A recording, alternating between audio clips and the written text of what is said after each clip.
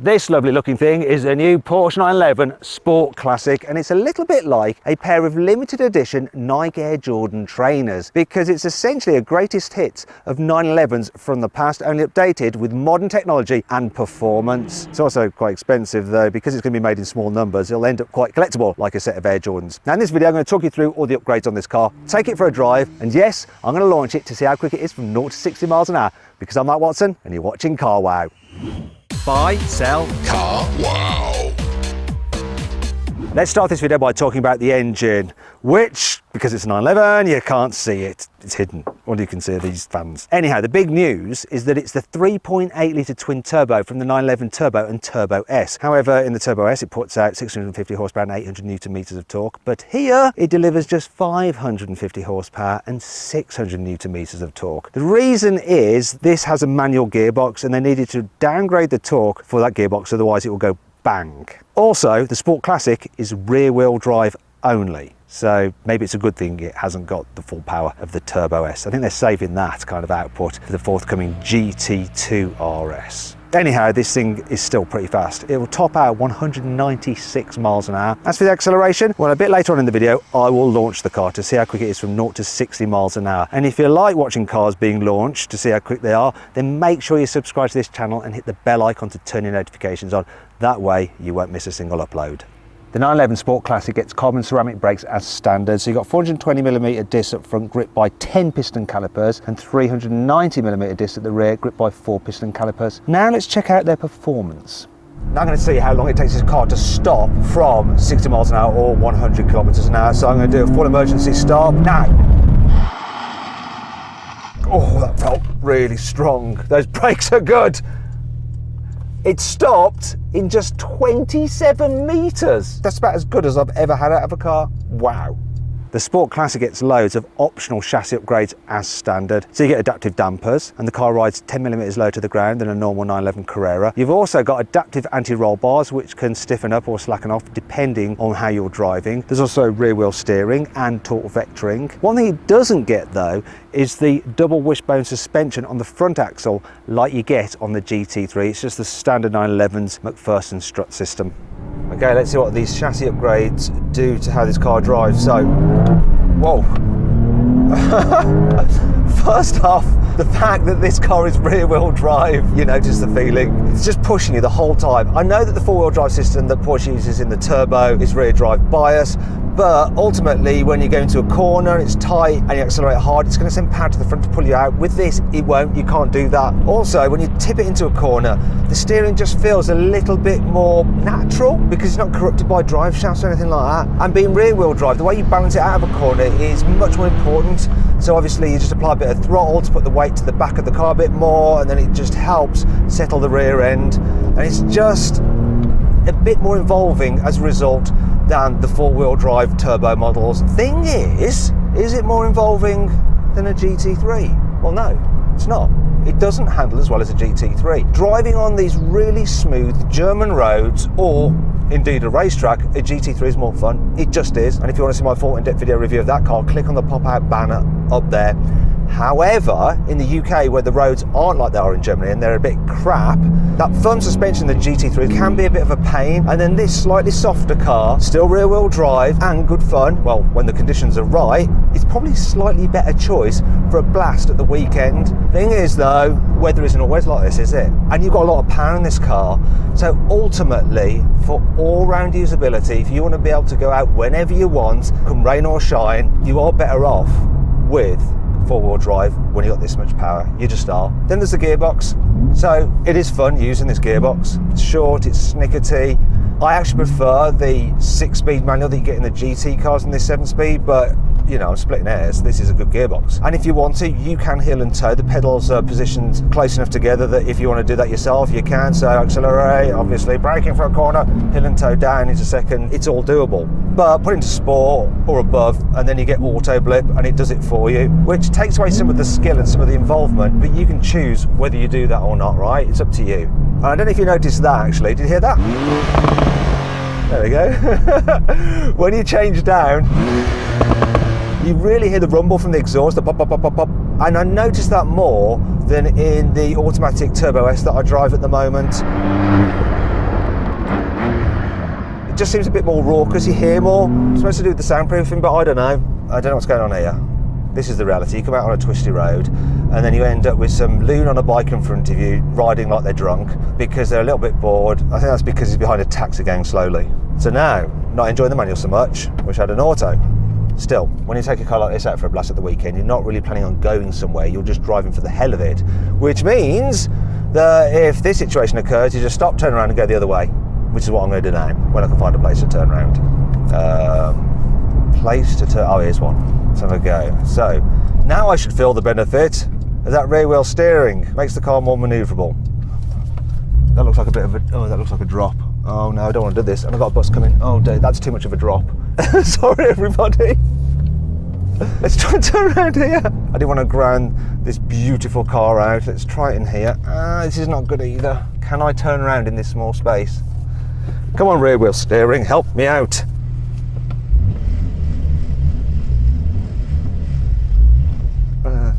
Okay, we got it. I think we can do this. And now we have the freedom of an open road. So let's go again.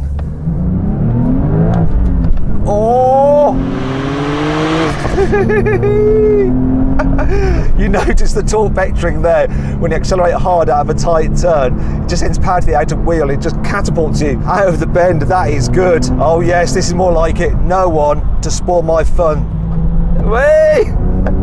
It does require more concentration and involvement to go fast in this car than a Turbo S. It really does. Just the fact that it's rear wheel drive. You do also notice that it's not completely bonkers ballistic fast like the Turbo S, but really, it's easily fast enough. The Sport Classic has some key design features which really make it stand out. Most noticeable is this big stripe on the bonnet. Love that. I also love the fact that they've actually put the creases for the bonnet closer together so they match up perfectly with the stripe. Really pleases my OCD. And then if you go low, you can notice the car's got a double bubble roof like on a GT model, and that stripe just feeds straight into that gap in the roof. It is so pleasing to my eye. I like that a lot. Now you get the front bumper off the Turbo, but you don't have the extra lowerable splitter like you get on the Turbo S. You do have the Turbo S's dynamic lighting system though, which is good news. Then down the side, you've got unique classic alloy wheels, so 20 inches at the front, 21s at the rear, and there's this Porsche exclusive manufacturer badging here on the side in gold. Then there's some more bling round the windows as well, because you can get it in silver trim. Though if you'd prefer, you can swap that out for black. Then you'll probably notice the big decals. So you've got a huge number roundel and the Porsche logo down the side. Another key feature of the car is the fact that you get the turbo body in terms of the width. So it's 1.9 meters wide as opposed to 1.85 meters for the other 911 models. But unlike turbo models, there's no air vents here, which gave Porsche a bit of a problem cooling that turbocharged engine. So what they've had to do is relocate the radiators down here, and the air comes over the top of the car through the gap in the double bubble roof, and then it cools the engine this way, which brings me on to this feature, the lovely ducktail spoiler. It is so pleasing. Once again, it's got that stripe on it. This is the only model you can get with a ducktail spoiler. Looks so cool. And then you've got gold badging here, Porsche logo in gold, and then 911 Sport Classic in gold as well, which is quite blingy, but I do like it. Now you get round tail pipes, which I've got as an upgrade on my Porsche 911 Turbo S daily driver. And if you want to find out more about that car, what I think is like to live with, click on the pop out banner up there or find the link in the description below to watch my video on that. Last thing to mention is the rear diffuser, which extends ever so slightly. There is one thing I'm not so keen on about this car though, it's this Porsche Heritage badge here. Just seems a little bit cheap and tacky on what is otherwise a very classy looking car. But what do you think about the design? So I put a pinned comment where you can vote on what you think is the best looking 911 model. Go do it now.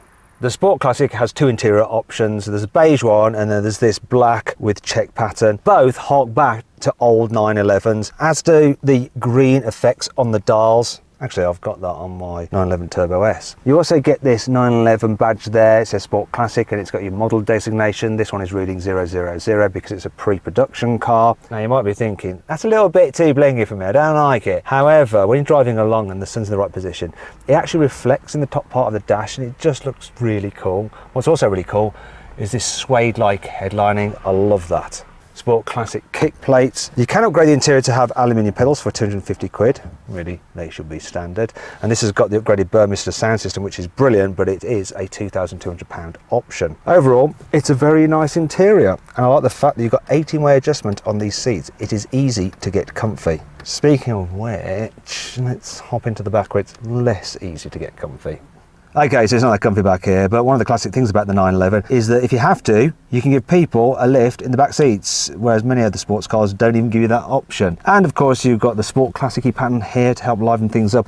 Though, to be fair, you can actually get a similar pattern in other 911s if you're willing to pay for it. So it doesn't really set this car apart as much as it could do. And that brings me to 5 annoying things about the 911 Sport Classic. Porsche's told me the exhaust fit to this car as standard is the same as the one that I've got on my 911 Turbo S Daily Driver, but to me it just sounds a little bit better when you lift off the accelerator. Gives you some more kind of effect, whatever that is. I'm gonna let you hear it for real. So go on, rev it up.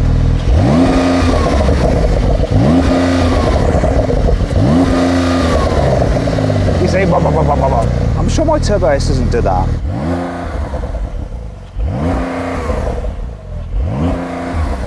However, just like my Turbo S, you've got a soft limiter at 3,500 RPM, which makes the car sound like a vacuum cleaner when you just throw the throttle when you're stationary. Go on, rev it! Yeah, see? I'm cleaning my carpet now.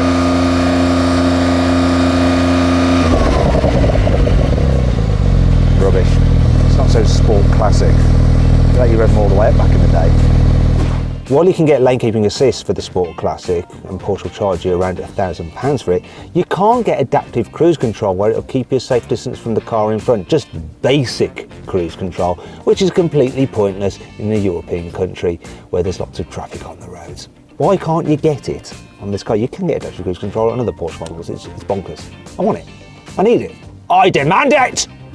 Old 911s used to have wheels made by a brand called Fuchs, and when Porsche last did a Sport Classic, it was a 997 generation, and those wheels were also made by the brand Fuchs. Now with this latest version, they have designed the alloy wheels to look like Fuchs alloy wheels, but they're not actually made by the brand Fuchs, and that really fucks me off.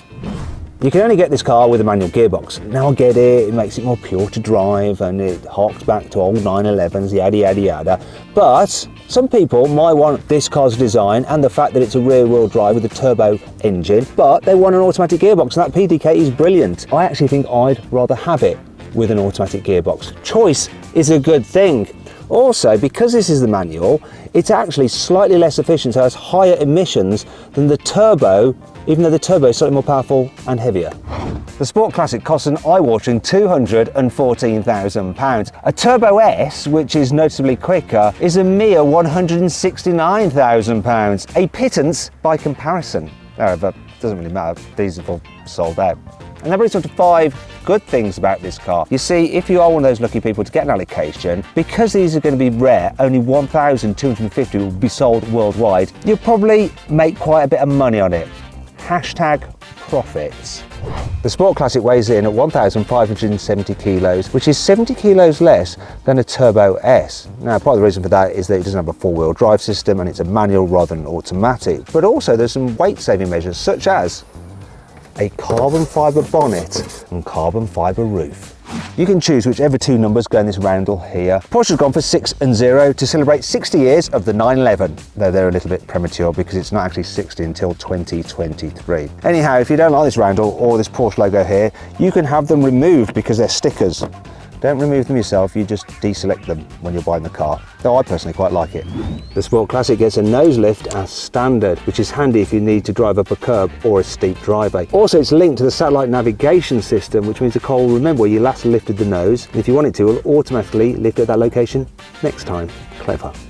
Because it's not got a four-wheel drive system, the fruit on the Sport Classic is 4 litres larger than the Turbo S at 132 litres, and it does feel slightly less uncomfortable to sit in. Now, if you want to, you can pay Porsche an extra £4,000 for a bespoke Sport Classic luggage set. And if you buy this car, you then unlock the ability to buy a Sport Classic watch. Though it does cost £12,500. What I do is just get a smartwatch like this and then get a Sport Classic face. I've done that with a Rolex face. Look, this is effectively a Rolex, but it's a lot less. It's the same, really. Most of the people that buy this Sport Classic will use it for a blast at the weekends, or they'll probably put it in storage and wait for it to accumulate in value. However, sometimes they might need to go into town. That's where there are a few downsides to its sporty nature. I'm in the middle of Stuttgart, I'm on a slight incline at the lights and I've got to do a hill start. Obviously I have hill hold control, but now I'm pulling away, slightly heavy clutch. I didn't stall it, which is good, but when you're driving around in traffic, having a manual gearbox is definitely less good than having an automatic. We're going to have to stop again. See? Oh, my left foot is doing far too much work. Yes. They're not beeping at me. Oh good, we're going again. Left foot. After a while you do notice that this clutch is quite heavy. My driving's a bit jerky. Can't fault the brakes though. Sometimes carbon ceramic brakes can be grabby when you're going at low speeds. These are smooth. Turbo S is better in town. Definitely. What I can't complain about though is the suspension. When you've got it in soft setting, it does a really good job of dealing with bumps. So it's actually quite comfy. Another thing that's good is the rear wheel steering. It just makes the car a little bit more manoeuvrable than a 911 would be without it. Then there's the steering. So this has the upgraded Power Steering Plus, which just makes it a bit lighter when you're at town speeds. It is a €200 option, but it's probably worth it if you're going to be driving in town, which this car isn't really the best 911 for. Does that make any sense? What's the Sport Classic like when you're driving on the motorway? Well, once again, that manual gearbox is a little bit of a pain. So you've got 7 gears, right? Until you get used to it, you find yourself just in the wrong gear. Like, where is it? Where's 7? I can't even find 7. Where is 7th? Have I lost 7th? 6th? 7th. There it is. I have done this before, people, honest. So, you know, finally, you're cruising in 7th for economy. And then you need to overtake. You absolutely positively have to change down a gear, even though you've got bags of torque from this engine. So here I am. I need to accelerate. I'm flooring it. Yeah, you've got to go and change down if you want to accelerate. If you've got an automatic, it does it all for you, which makes cruising and instantly overtaking a lot easier. There is an advantage though to the manual gearbox. So one of the problems I have with my Turbo S is the fact that I like to run it in sports mode for the engine. That means that you've got the sharp throttle response. However, you can't actually separate the response of the engine from the gearbox also being in sporty mode, which means it's always holding you in too low a gear, which isn't so relaxing. You don't have that problem here because with the manual, you're choosing the gear, then the sport mode just controls the throttle response, which is good. One thing that's not quite so good though is the noise. So 911s are always noisy. You get a little bit confused because you think they're luxury cars based on their interior quality. However, they're just not as relaxing as something like a Audi RS6. And if you want to see my full in-depth video review of that car, one that I actually ran for a while, click on the pop-out banner up there. And this Sport Classic is a little bit noisier than a standard 911 because it's got less soundproofing and you get such a noise from those big rear tyres just echoing around the cabin. Anyway, let me have another go getting into 7th, see if I can do it easier. No, 6, 7th. Okay, I think I figured that out. You can't go from 5th straight into 7th. I mean, you probably shouldn't do that anyway, but sometimes I like to skip a gear because I'm lazy. So you have to go 6th, 7th. It's not the car's fault, it was my fault. Porsche has a Sport Classic will do 0 to 60 in 4.1 seconds. But what will it really do in my hands, being a manual? Let's do it. What we got? 4.53. All right, let's have another go. See if I can go quicker this time.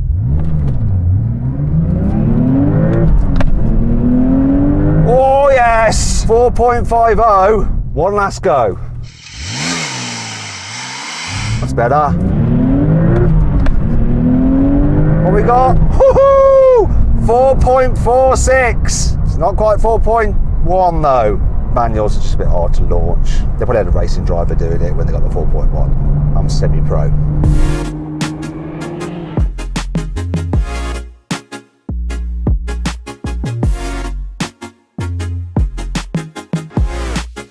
So then what's my final verdict on the Porsche 911 Sport Classic? Should you avoid it? Should you consider it? Should you shortlist it? Or should you just go right ahead and buy it? Well, it's a Porsche 911, so it's brilliant. However, if you take that out of the equation and you compare it to other 911s, and if you forget all about the investing and how much this could be worth in future, and you look at it at the price it is and what you get for your money and the other cars in the range, I would say avoid the 911 Sport Classic. Reason being, if you want outright performance and everyday usability and you've got a lot of cash, get a Porsche 911 Turbo S. It's actually cheaper than this. Also, if you want a real pure driving 911 and you're going to go on track occasionally, get a 911 GT3 manual or automatic, you decide. Also, it's cheaper than this. If you want a rear-wheel drive turbocharged 911 that's great on the road, get yourself a 911 GTS and spec it up with a lot of the options that you could actually fit from this car to that car. However, if you want the best value for money and a car that's fast enough for the road and really good fun, just get a normal entry-level Carrera, manual or automatic. You decide, you'll save a bunch of cash. Anyway, I hope you all enjoyed that bit of useful Porsche 911 buying advice and that you enjoyed this video as well. If you did, give it a like. Let me know what you think of my verdict in the comments below. Click on those windows there for some more videos, and on that box there to go to CarWow to sell your car. All you have to do is upload some photos and our dealers will bid on your car and you'll know how much it's really worth. Thanks for watching.